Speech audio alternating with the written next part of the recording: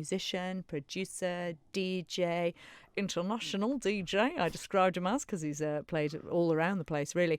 What do you think of yourself as first and foremost then, Gyp? Because you have your finger in so many musical pies. It's the studio. You know, that's what I do for a job. That's primarily what I do. Yeah. The releasing solo stuff is just a sort of sideline, really. And the DJing is an even smaller sideline, but which I don't really do that much of now. I sort of did a bit a few years ago, and with our Ed, you went away absolutely. with our Ed Oldham, did didn't you? Liverpool Psychfest with Ed. That was fantastic, and went to Texas with Ed as well, so that was really good. To Austin, which is like a home of an interest, a whole other sort of thread of music, isn't it? Austin, it's fascinating an place. incredible place. Yeah, it really is.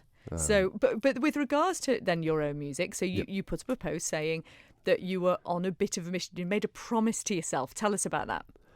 Yeah, well, we were just chatting about it off air, and about a mutual friend, Zoe, who had been doing some music with recently, and it struck me in everything I was saying to her about overcoming fear of releasing music, and and putting your music out there, and it's really good and healthy for you to do that.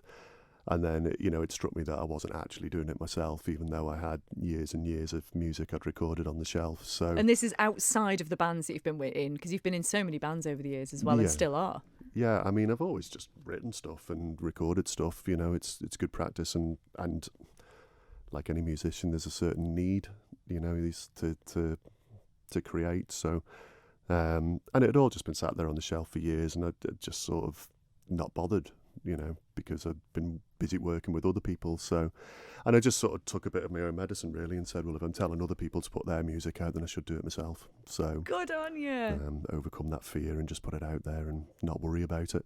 Which is great. And we're going to hear something now. So this is, I was a bit mean, and I asked you to do a radio edit of this first one, because it was a longer, Name and Shame was originally, or is, a sort of longer song, isn't it? Yeah. Which was a bit longer for us to play. But you've done a radio edit especially for us. And we've played it once a little while ago on the show, and it went down very well. But just explain a little bit about Name and Shame. Where did it come from?